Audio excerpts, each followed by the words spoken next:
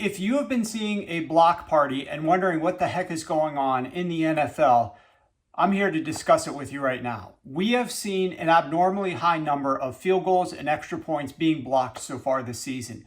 If you look at the numbers specifically, this is the most field goals and extra points blocked that we have seen on record since at least 2000 through the first 4 weeks, and we still have 2 games left to go on Monday Night Football. So it's been an abnormal season for blocks.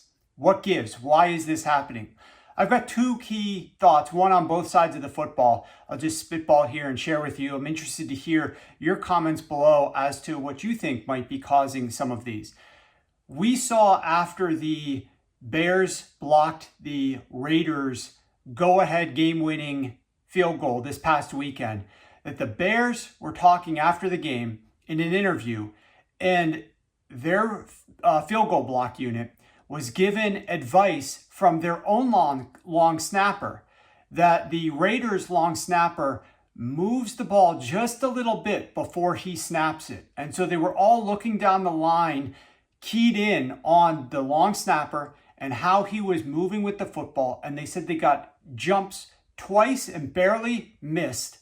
And that last time they were able to actually block the field goal. So what I believe might be happening here is we are seeing a little bit more emphasis on those long snappers and their movements and their keys. And part of this, ironically, might relate to teams paying closer attention to what the Philadelphia Eagles have been doing on their tush push, trying to focus in on what is that center doing when he's snapping the ball on the tush push to give the teams a little bit of an extra edge as to an indication as to when that ball might be snapped.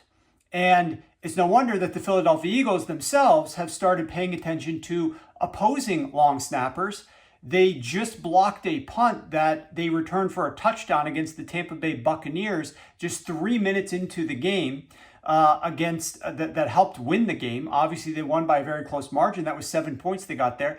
And the prior week, they blocked 2 field goals against the Los Angeles Rams, which won them the game there as well, because if the Rams had just made one of those, the Rams win that game. So the Philadelphia Eagles have taken advantage of this by studying opposing long snappers' movements and any types of tells that they might have. And I think more teams around the league are paying closer attention to those long snappers. So if your own offense and your own special teams unit, when you have the ball, wants to minimize some of those blocked kicks, make sure that your long snapper does not have a tell as to when he's about to snap the ball. So that's one thing that defenses have been studying a little bit more that's helping them, I think, get off to better jumps. The second thing, ironically enough, has to do with the new kicker balls. Well, not the new kicker balls, but the balls that the kickers are now allowed to work out a little bit before the game. They're able to basically scuff them up, get them to the right consistency that allows for the kicks to go further. And that's why one of the reasons why we're seeing kicks go a lot further is they're not just these out of the box. They don't have much time to work with the kicking balls. So they have a lot more time now to work with them.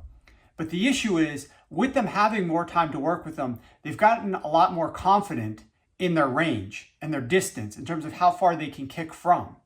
And as a result, it's not as much the power that they have to get into that kick. It's the accuracy and the placement.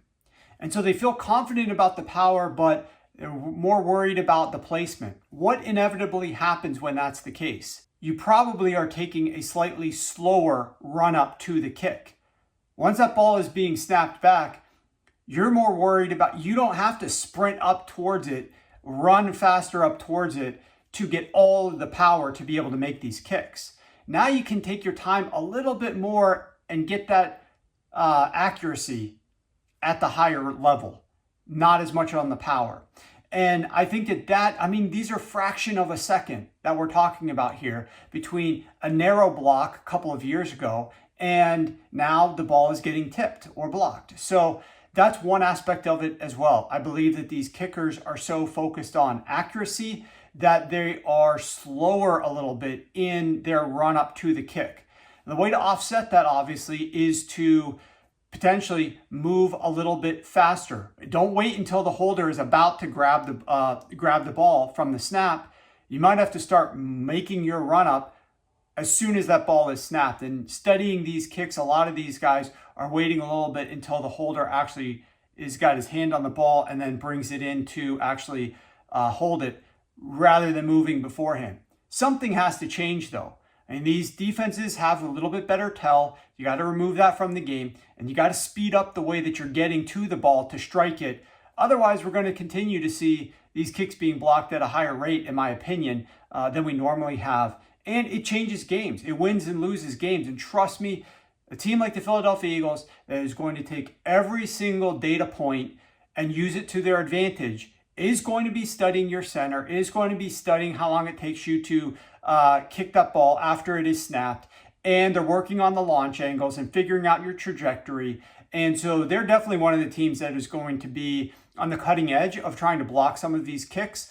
It's now on the offensive special teams coaches to figure out better protection schemes and better ways to get the ball launched quicker before the defense can get to it. And that's just one suggestion, but it's definitely a big time problem so far. It's costing some teams games. What in some cases it's a blocked punt, but for the most part, we're talking about blocked field goals or blocked extra points. Just last night, we saw the Dallas Cowboys block the Green Bay Packers extra point, return it for 2 points. And guess what? That game ends 40-40.